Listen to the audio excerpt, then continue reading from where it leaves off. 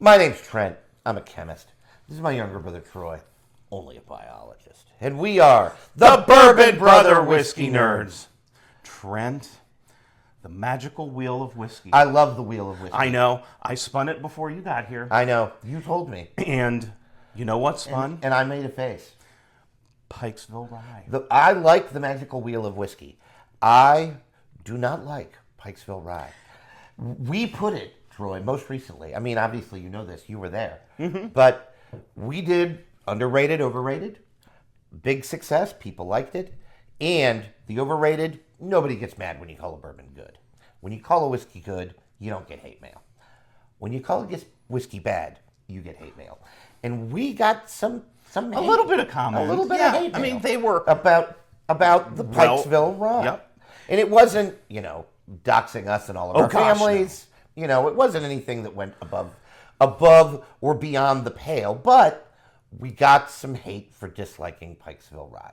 Let me say some things. First of all, Pikesville Rye checks in at 110 proof. That's a really nice proof. It is. Like, really, better than 100. Not quite to high proof, 125, 130. Then you sort of have to prepare before you drink it. Not burning you off with proof. Right, exactly. So that's a really nice proof point. My two complaints about Pikesville Rye. First of all, 51% rye, 35% corn, 14% malted barley. So it's a baby rye. It's a Kentucky rye. And there's nothing wrong with Kentucky ryes. I like some Kentucky ryes. This, at least in my experience, has not been one of them. Because Kentucky ryes tend to be what they call barely legal, or like Troy said, baby ryes. 51% rye. I would argue, if you're really into rye whiskey, you should have more rye in your whiskey. And if you really like this, what you might really like is high rye bourbon. Correct. And then the world is your oyster, because there's lots of stuff out there. A gaggle of those. It's easier to find high rye bourbon than it is barely legal rye. So that is my first complaint. My second complaint is that I've just quite simply tasted it and not really loved it. Yeah. For me, what initially turned me off was, and this is a Heaven Hill product, 6-year age stated at least. I don't think it's age stated, but 6 years, right? Like, so that I'll buy. And it was the funk. There was just too much of it. Too much funk. But I will tell you, Trent, some of the comments we got when we called this overrated, I went back and drank it.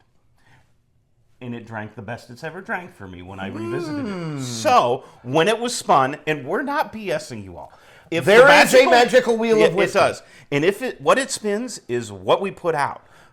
Unless, of course, we happen to just have reviewed it like a week or two ago. But I don't even know that that's ever happened. And I don't think has ever happened. It's never happened. But we're not BSing you. It was spun, so we're going to revisit this. We can give these people some free... It's only drams. It's only drams, right? It's great. You scan that. You can scan the little... Scan your barcode. You scan your barcode. It'll tell you how much the whiskey's worth, if it's rare, easy to find. It's really And then it'll say... Give me my pour. Pick my pour. Pick my pour, and it spins you one of your whiskeys, and it picks your pour for you.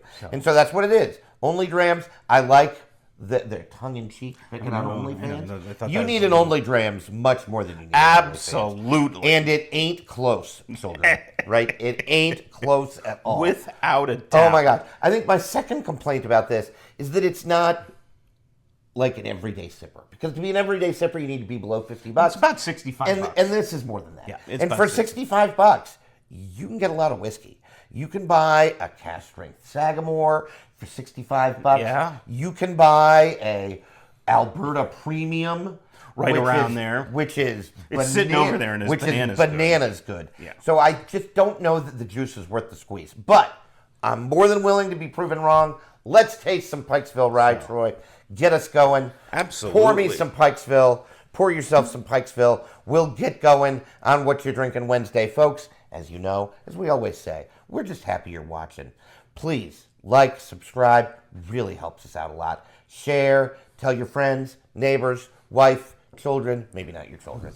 But just tell everybody. Unless they're over 21, right? And we don't care if you're watching this on a Thursday. Maybe you have a busy Wednesday. Maybe you had a cruddy Wednesday.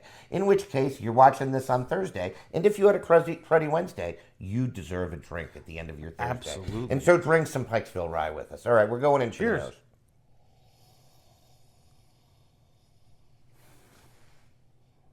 Mint, Yeah, herbal, mint, dill. dill. There's pretty nice rye spice on the nose. There's a little bit of sweetness coming through. It's I think like a vanilla-y it's sweetness. a traditional vanilla Yep. sweetness.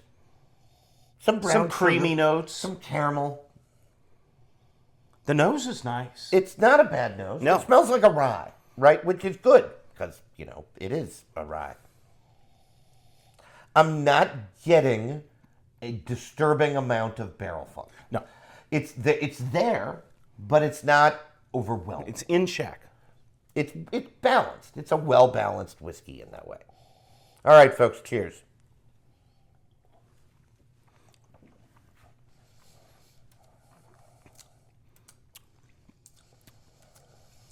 Yeah, and then there's the sip.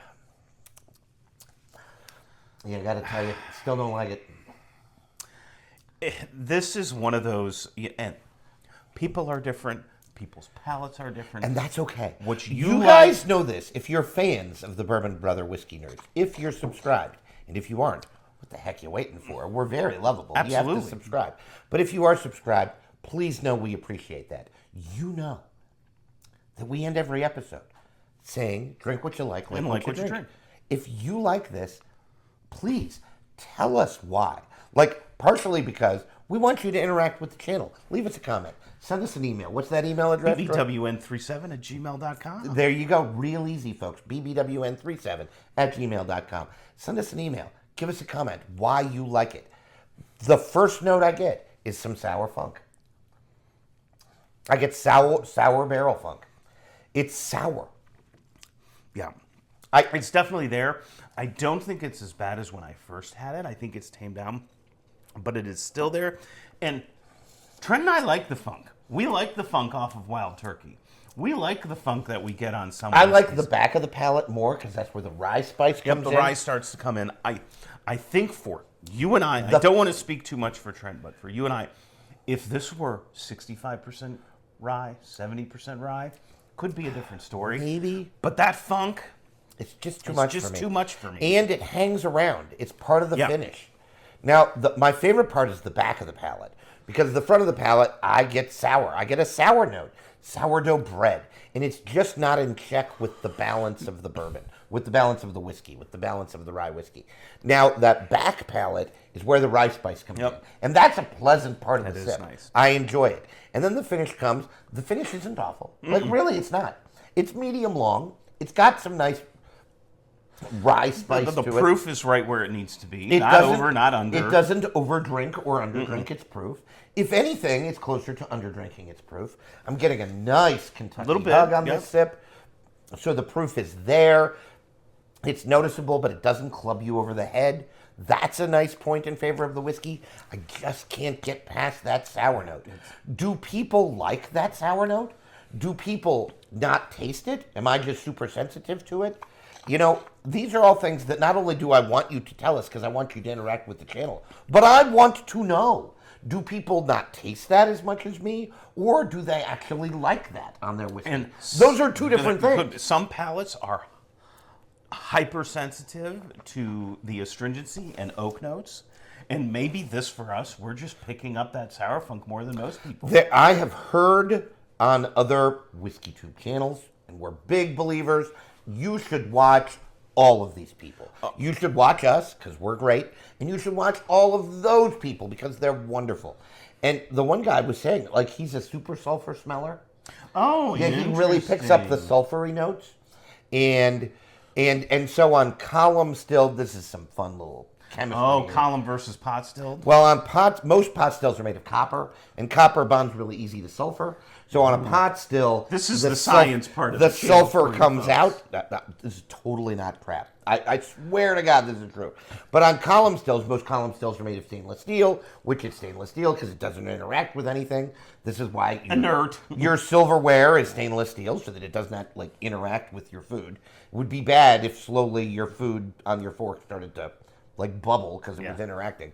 And so then you don't lose the sulfur notes. And so on some column stilled whiskey, he picks up sulfur really, really well. Really interesting. Very interesting. Very scientific, very nerdy. all sorts of good info on the Bourbon Brother Whiskey Nerds. Tell your friends. We and got neighbors. your bourbon, your whiskey, and your science all in one place. Why haven't you subscribed? I know, silliness. What are you waiting Hit for? that button Crazy. right now. Do it. Crazy. In any case. Anyway. Folks, I don't know what to tell you. Bring on the hate. You know what? We tried it again. We still don't like it. If you do, I am throwing the gauntlet. Tell us why you do and what you like about it. And specifically, that sour note at the front of the palate. Do you not taste it or do you like it? Correct. Because those are two different things. I want to know. Maybe Troy and I are just both sensitive to that. Could be genetically. I mean, absolutely. We're brothers, so it could be. There's some genetic overlap there, as you may have heard. And so Not a surprise. That's more biology than chemistry, but Yeah. whatever. We did some chemistry with the CUS. Maybe we'll get some biology going on here. All of whiskey is biochemistry, so Correct. it really is. Which is why we complement each other so well. It 'cause really we have both sides. Well, that and we're very adorable. I know. I remember the one comment on the Facebook, or on not on Facebook, but on the channel. Somebody said, "Boy, their father must be a good-looking guy." And I enjoyed literally the heck laughed out of loud. That was very good. That was really funny. That was funny. on one of the first videos. Mythical bonus points to that person. Absolutely. And folks, if you like Pikesville Rye, I want you to drink Pikesville Drink Rye. Pikesville Rye. It's really not that expensive. It's really not. Now, I want you to branch out because independent of what you like to drink, whether I like it or not, I want you to branch out on your whiskey journey. I want you to try other things in the same price range, in the same mash bill range, right? Different distilleries, roughly the same range, right? All sorts of places you can go. In any case, I've pontificated enough. Troy, take us home. Well, as we always say, like what you drink, and if that happens to be Pikesville Rye, drink that too. And drink what you like. Bye all. Thanks, folks.